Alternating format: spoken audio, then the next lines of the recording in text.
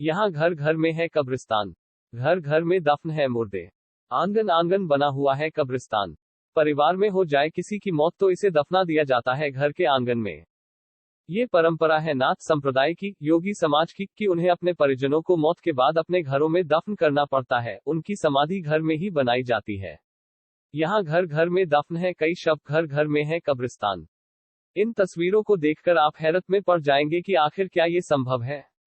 लेकिन है ये सच है कि एक समाज ऐसा है जहां मौत के बाद परिजनों को बाहर मुक्तिधाम या कब्रिस्तान में नहीं ले जाया जाता, बल्कि मौत के बाद उन्हें अपने घर में ही जगह दी जाती है। वहीं उनकी समाधि तैयार की जाती है जहां तुलसी का पौधा लगाया जाता है और समाधि पर दीपक जलाया जाता है, और उसी समाधि के आसपास खेलकर घर के बच्चे बड़े होते हैं।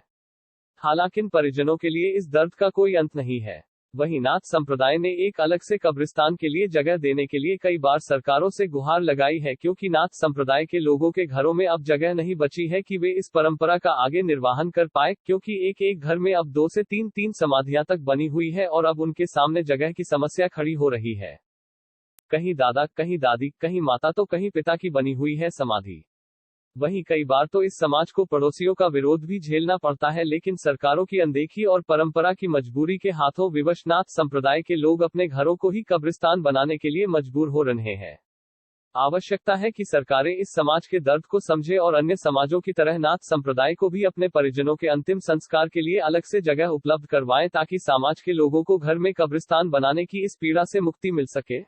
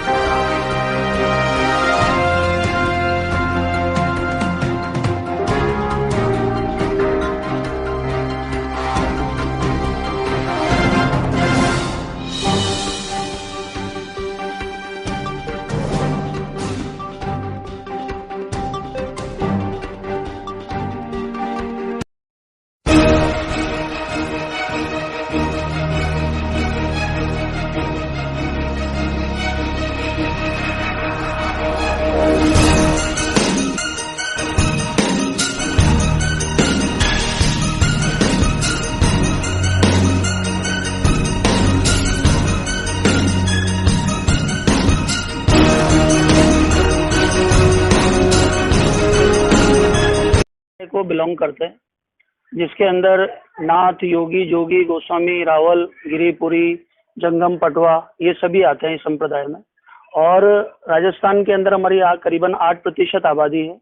तो मरणोपरांत हमारे यहाँ पर एक संस्कार है। वैसे तो हम लोग सनातन संस्कृति को मानने वाले लोग हैं, हिंदू धर्म को मानने वाले लोग हैं, लेकिन हम शिव यानी शिव उपासक माने जाते हैं। तो हमारा गुरु जो गुरु गोरक्षनाथ जी हैं, उन्होंने 900 साल पुरानी एक परंपरा चलाई कि मरणोपरांत हमारे समाधि दी जाती है। समाधि का मतलब होता है कि बैठक देकर जो है दफनाया जाता है, और उसके लिए हमारे को राज्य सरकार या केंद्र सरकार या किसी तरह से कहीं भी कोई इस तरह का आवंटन अभी तक जमीन का, इनमें कितनी सरकारें बदली लेकिन किसी ने भी कोई किसी तरह का आवंटन हमारे लिए नहीं किया है।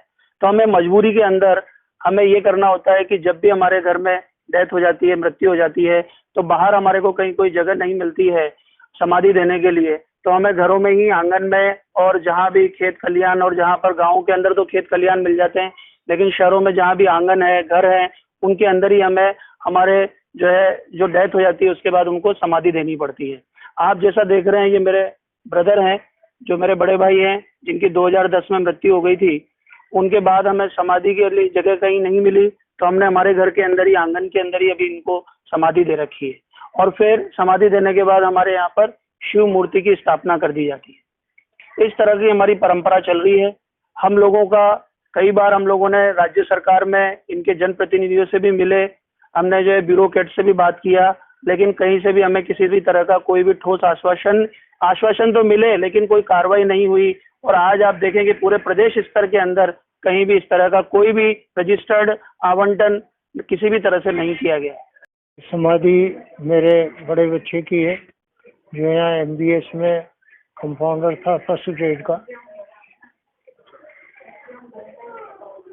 हुआ है, क्योंकि गांव में तो नहीं होता, लेकिन शहरों में ये चीज की समस्या होती है कि जब भी घरों में समाधि दी जाती है तो आसपास के लोग ऑब्जेक्शन करते हैं, लोगों को भय भी लगता है, और इस विरोध को देखते हुए हमें भी तकलीफ होती है और हम नहीं चाहते कि घरों में समाधि दें। सरकार से अपेक्षा करते हैं इस बात की कि वो हम लोगों के तकलीफ को समझे, और जहां और समुदाय के लोगों को शमशान के लिए और समाधि स्थलों के लिए और कब्रिस्तान के लिए जगह आवंटित की जाती है, उसी तरीके से हमारे संप्रदाय को भी सहयोग करें। हम सरकार से अपेक्षा करते हैं, और अपेक्षा करने के साथ साथ हम उनका सहयोग भी करेंगे। जो सरकार हमारी सहायता करेगी, हमें जमीन अलॉट करवाएगी इस काम के लिए, तो हम उस समाधि को लगाना एक मजबूरी। जी हाँ, ये मजबूरी है, हमारी परंपरा रही है।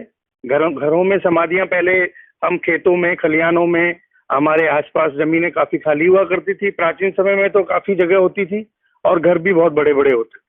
अब शहरी संस्कृति के कारण जगह छोटी हो गई, मकान छोटे हो गए, और शहरों में ये चीजें अब